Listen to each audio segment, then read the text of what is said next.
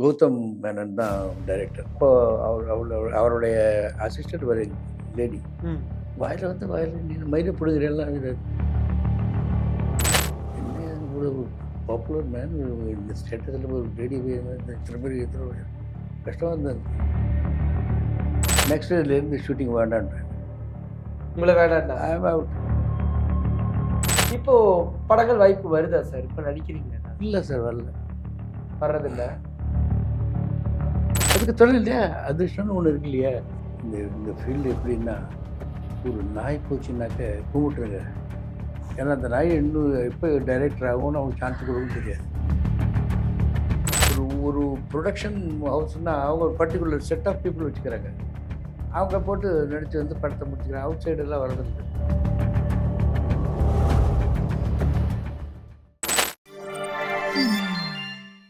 இன்னைக்கு என் கூட இருக்க ஒரு ஸ்பெஷல் கெஸ்ட் யாரு அப்படின்னா, இவரை வந்து நம்ம நிறைய படங்கள்ல பார்த்துருப்போம். ஆனா படங்கள் பார்த்துட்டு இவர் யாரா இருக்கும், இவரோட லைஃப் என்னவா இருக்கும், என்ன இவர் நடுவுல படங்கள்ல காணோம், என்ன ஆயிருக்கும், இவர் யாரு அப்படின்னு நிறைய தெரிஞ்சுக்கணும் உங்களுக்கு கேள்விகள் இருக்கும். என் கூட இன்னைக்கு ரங்கநாதன் சார் தான் இருக்காரு. அவர்கிட்ட நிறைய விஷயங்கள் பேச போறோம். அவரோட லைஃப் பத்தி பேச போறோம். அவரோட சினிமா ஜேர்னி பத்தி பேச போறோம். வாங்க பேசலாம். வணக்கம் சார். வணக்கம். நீங்க சினிமால உங்களோட பெரிய ஜேர்னி முடிச்சுட்டு ஒரு ஒர்க் எல்லாம் முடிச்சதுக்கு அப்புறம் தான் சினிமாக்குள்ள என்டர் ஆனீங்க. சினிமால யாராவது லைக் கொஞ்சம் பேடா ட்ரீட் பண்ணியிருக்காங்களா உங்களை? அதாவது மரியாதை இல்லாத மாதிரி ட்ரீட் பண்ணியிருக்காங்களா சார் முன்னாடி எல்லாம்? ஆனந்த ஷூட் சீரியல் நடிக்கிறேன். நான் கல்கட்டாவில் இருந்தேன். நெக்ஸ்ட் டே ஷூட்டிங் வாங்கினாங்க. தென் ஐ ஃப்ளூ. 7,000 ரூபா டிக்கெட்டு. நெக்ஸ்ட் டே வந்து ஷூட்டிங்னா வந்து இட் வாஸ் இன் விருகம்பாக்கத்து ஒரு ஹவுஸ் வீட்டில். செந்தில் அப்படின்னு ஒரு டைரக்டர், நான் காளிதாஸ், இன்னொரு ஜென்டில்மேன், 3 பேரும். Kalidas is no more, dubbing ஆர்டிஸ்டாக 3 பேச்சுட்டு இருக்கோம். அப்போ இவர் வரார். காளிதாஸ் ஏது நிற்கிறார். அட்டென்ஷன் டைரக்டர் என்ன அப்படின்னு போயிட்டா. இதை பார்த்துனே போயிட்டு வந்தார். நெக்ஸ்ட் டேலேருந்து ஷூட்டிங் வேண்டான்றேன். உங்களை வேண்டாம். I am out.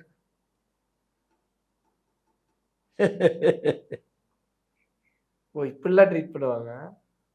ஒரு இதில் ஒரு இந்த கல்யாணம்னு ஒரு ஷூட்டிங் சீரியல், அது ஃபுல்லாக வரல. அது அதில் ராஜ்கமல், இந்த லதாராவோட ஹஸ்பண்ட். தெரியும் சார். அவர் வந்து நாங்கள்லாம் பேசிகிட்டு இருக்கோம். அப்போ வந்து இவர் வர்றார். ஒரு சிவசக்தி டைரக்டர் அவர் வரார். அவர் ராதாகிருஷ்ணன், அவர் பேர் என்ன தெரியல. வரார். அவர் வரும்போது எல்லோரும் கை கொண்டு நிற்கிறாங்க. நான் பாட்டுக்கு வேலை பார்த்துருந்தேன். ராஜகமல் சார், நீங்கள் என்னை விட வயசில் பெரியவங்க, சொல்கிறேன்னு தப்பாக நினச்சிக்காதுங்க. இந்த ஃபீல்டு எப்படின்னா, ஒரு நாய் போச்சுன்னாக்க கும்பிட்டுருங்க. ஏன்னா அந்த நாய் இன்னும் எப்போ டைரக்டர் ஆகும்னு அவங்க சான்ஸ் கொடுக்கும் தெரியாது. இப்படி சொல்லி ஒரு நாய் போனால் கூட கும்பிட்டு கையெழுத்து கும்பிட்டுருங்க. ஏன்னா அந்த நாய் கூட எப்போ டைரக்டர் ஆகும்னு ஆகும் தெரியாது. அப்புறம் ஒரு இதில் ஒரு ஆடு, கௌதம் மேனன் தான் டைரக்டர். Okay, GVM. நான் நடிக்கிறேன் இல்லை. அதில் வந்து அப்போ அவருடைய அசிஸ்டன்ட் ஒரு lady, very beautiful lady, young lady. வாயில் வந்து வாயில் நீ மயிரை பிடுங்குறேன்லாம் என்ன இவ்வளோ பாப்புலர் மேன் இந்த ஸ்டேட்டஸில் ஒரு லேடி இத்தனை பேர் எத்தனை கஷ்டமாக இருந்தது. ஜிவிஎம் அவங்கள கேட்டாங்களா? அந்த ஒரு கௌதம் வாசுதேவ் கௌதம் மேனன் இருக்காரு, அவருடைய அசிஸ்டண்ட் வீரர் வாயில் வந்து அப்படி கண்டபடியே திட்டாரு. எனக்கு ஆச்சரியமாக இருந்தது. இப்படி பண்ணுற சச் எ பாப்புலர் மேன். இப்போ வணக்கம் சென்னை வந்து அந்த படம் எல்லாருக்கும் வேற மாதிரியான ஒரு ஃபன்னான படமா அமைஞ்சிருந்தது. அது எப்படி சார் ஆக்சுவலி சான்ஸ் வந்துச்சு? அது எப்படி ஒர்க் ஆச்சு? சி தெர் இஸ் எ, நீங்கள் since you are the media, variety book பார்த்துருக்கல நீங்கள்? வர்கீஸ்னு ஒரு பெஸ்ட் மீடியா ப்ரைவேட் லிமிடெட் டு டி நகரில் இருக்காங்க. அவங்க ஒரு சினிமா டைரக்டர் போடுறார். அவர் actors, technicians, music, all is a dictionary. 4,000 to 5,000 rupees per year. அந்த டைரி அதில் வந்து சம்படி யூஸ் டு பிக்அப். அது மேபி என்னுடைய இது அது மூலியமா வந்து அந்த படத்துல நடிச்ச எக்ஸ்பீரியன்ஸ் எப்படி இருந்தது சார்? வணக்கம் சென்னை. அது ஒரு நாள் தான் ஷூட்டிங் வந்தது ஒன்று. பட் அதில் வந்து ஆம், வ- Priya Priya Priya Anand very good girl, நல்ல அங்கிள் ஃப்ரெண்ட்லியாக இருப்பேன். இவர் கூட ஒரு மிர்ச்சி சிவா. சிவா இவர் நல்ல சார் நல்ல ஃப்ரெண்ட்லியாக இருப்பார். அதில் வந்து அதுலேயும் ஒரு ஒரு நாள் ஒன் டே ஷூட்டிங் இருந்ததுங்க. மிஸ்ஸஸ் ஸ்டாலின் தான் டைரக்டட் பை கிருத்திகா ஹாரோ. பட் அவருக்கு அவ்வளோ அசிஸ்டன்ட் யார் முரசொலி ஆஃபீஸ்க்கு ஏற்றப்பறம் தான் shooting. Okay. It was a very nice experience. அந்த ஒரு தெரு ஒரே க்ரௌடட் ஸ்ட்ரீட்டில் தான் போகுது கடை சேட்டு. ஆமாம், யார் வேணா எப்போ வேணா வரலாம். ஆனால் சார் சினிமா ஆசை எப்படி சார் வந்துச்சு? சான்ஸ் எனக்கு தேடி தேடி வந்தது. நான் போல S Balachander. Okay. S Balachander டெல்லியில் வந்தால் எங்கள் வீட்டில் தான் தங்குவார். ம். மாடியில் ரூம் தங்குவார், சாப்பிடுவார். அங்கே தான் அவர் நேஷ்னல் ப்ரோக்ராம் வீணை பண்ணிட்டு நைட்டு வரார். சாப்பிட்டு உட்காந்துருக்கோம். உட்காந்து அந்த ப்ரோக்ராமை போட்டு கேட்டுருக்கோம். கேட்டவுடனே கன்னடா ராகத்தில் ஒரு பாட்டு வருது. அந்த பாட்டு வந்து நான் பாடுறேன். எனக்கு தெரியாது, ஜஸ்ட் பாட்டேன் கூட பண்ண அவர் வாட்சோட நான் பாடுறேன். பாட்டு கேட்டு இருந்துட்டு கொஞ்சம் அழிச்சு படுக்க வரும்போது எங்கள் அம்மாட்ட கேட்குறேன், அம்மா நான் உங்கள் பையனை நாளைக்கு மெட்ராஸுக்கு ஆச்சுன்னு போகிறேன் அப்படின்னாரு. ஏன்னு, நெக்ஸ்ட்டு என்னுடைய பிளேபேக் சிங்கர் அவன் தான் அப்படின்னு. சினிமாவில் அவனை இன்ட்ரடியூஸ் பண்ணீங்கன்னா நீங்கள் எங்கள் வீட்டுக்கு வராதுங்கன்ட்டு.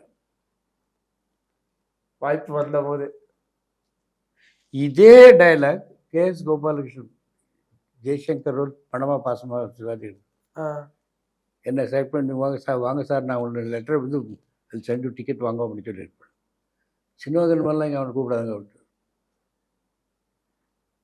அப்போலேருந்தே உங்களுக்கான ஆப்பர்ச்சுனிட்டிஸ் வந்து நிறைய வருத்தம் இருக்கா சார்? பாட வச்சிருக்காவே சினிமாவில் அப்பவே வந்திருக்கலான்னு வருத்தம் இருக்கு. எப்போ வந்துருந்தா எவ்வளோ எங்கே போயிருக்கலாம்.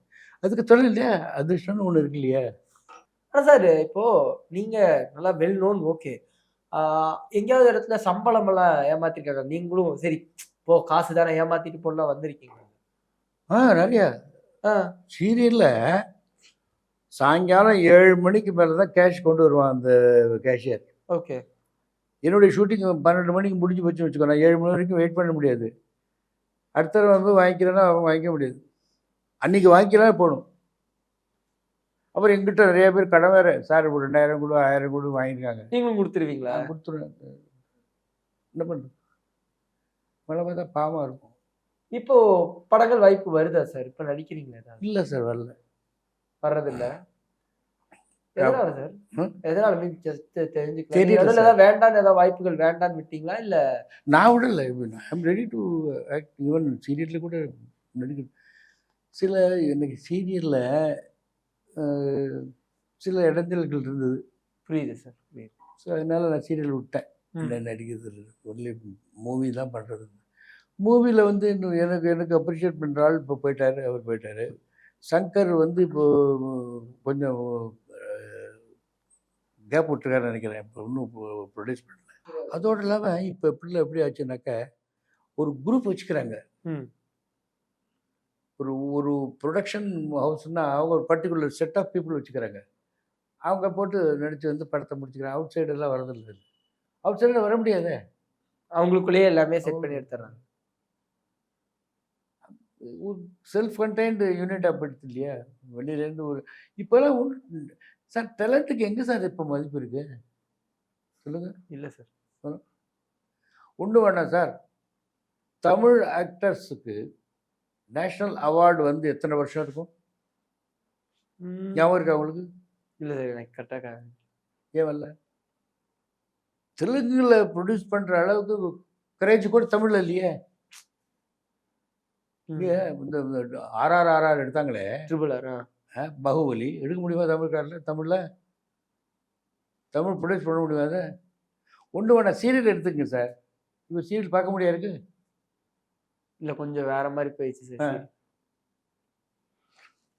இப்போவும் நான் சொல்கிறேன் சார், ராமாயணம் மகாபாரதம் மாதிரி விதாயி, அப்புறம் வந்து லாட் ஆஃப் இந்த இண்டிபெண்டன்ஸ் ஃபைட் இருக்குல்ல, விடுதலை இயக்கத்தோட பேஸ் சீரியல்லாம் ஹிந்தியில் இன்னும் வருது. நிறைய பாடம் ஹிந்தி சீரியல்லாம் வருது. அந்த மாதிரி அவங்களால ப்ரொடியூஸ் பண்ண முடியல சார். பிகாஸ் இவங்களுடைய திங்கிங் இஸ் டிஃப்ரெண்ட்டு. ஒரு கதையில் யதார்த்தமாக இருக்கணும், நேச்சுரல் இருக்கணும். ஒரு ஒரு குடும்ப கதை எடுத்தோம்னா ஒன்றும் இப்போ சீரியலில் என்ன, இவனை பொறுத்தல, அவனை பொறுத்தல, அவனை பொறுத்தல, இவனை பொறுத்தல் தான். இதுதான் சீரியல். பழி வாங்கிறது, உன்னை விட்டாரா போகிறேங்கிறது, அதுதான் life. It's not life. There so many things in life. எவ்வளோ வருது இல்லாமல் எவ்வளோ ப்ரொடக்டிவ் சப்ஜெக்ட்ஸ் இருக்கு இல்லையா? இப்போ அது மாதிரி இருக்கு.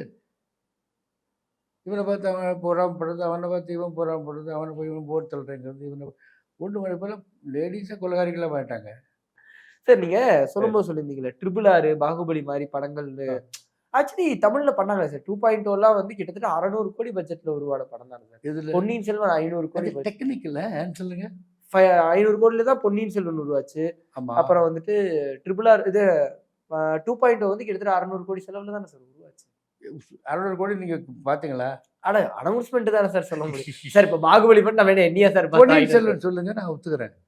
Because that's a historical movie இல்லையா? ஆமா. It is based on some thousands of years back. Yeah. So you have to produce the costume, stage, setup. ஆமா. It involve finance. அதுக்கு நீங்கள் வந்து ஒரு ஹெவி அமௌண்ட் ஆஃப் இன்வெஸ்ட்மெண்ட்னு சொன்னீங்கன்னா ஐ கேன் அக்செப்ட். 2.0 வந்து 600 கோடின்னா யாருக்கு என்ன இருக்குது இல்லை டெக்னிக்கை தவிர? ஃபுல்லாக விஎஃப்எக்ஸ் சார். அந்த விஎஃப்எக்ஸ்க்காகிற செலவு தான் எல்லாமே சார். சின்ன சின்ன பேர்டு மாதிரிலாம் பண்ணிட்டு அக்ஷய்குமாரோட அந்த கெட்டப்புக்கே அத்தனை காசு ஆயிருக்கும்ல சார். அதில் என்ன செலவு இருக்குங்க சார்? அதில் சார் விஎஃப்எக்ஸ்க்கு தானே சார் இப்போ அதிகமான செலவு, பொருட்செலவு எடுக்குது. அது தெரியாது எனக்கு. அதை பற்றி I don't have knowledge. Actually அதனால தான் அது கிட்டத்தட்ட ஆனால் ஒன்று சார், நீங்கள் முன்னாடி ஒரு ஃபார் எக்ஸாம்பிள் ஒரு கார் ரெண்ட் பண்ணுறீங்க, ஒரு ஷூட்டிங்கு வச்சுங்க, அப்போ 50 ரூபா கொடுத்தா போகிற ஒரு நாளைக்கு. இப்போ 1000 ரூபா கொடுக்கணும். ஆமாம். பொருட்செலவு ஜாஸ்தி ஆயிடுச்சு சார். சின்ன சின்ன விஷயத்துக்கு ஜாஸ்தி. That is the cost.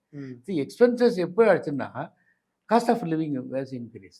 அதனால காஸ்ட் அதுதான் ப்ரொடியூஸ் பண்ண 1000 கோடி 700 கோடின்னா அதுக்கு தகுந்த மாதிரி வேண்டாம். அப்போ அவதாரம் எடுத்தான் 1000 கோடிங்கிறான், இப்போ 2வது எடுத்துட்டான்.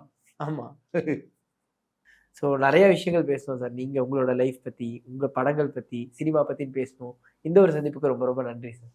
தேங்க்யூ. நீங்கள் எனக்கு இந்த மாதிரி ஒரு சந்தர்ப்பத்தை கொடுத்ததுக்கு I am very thankful to you. என்னுடைய நன்றி தெரிஞ்சுக்கிறேன்.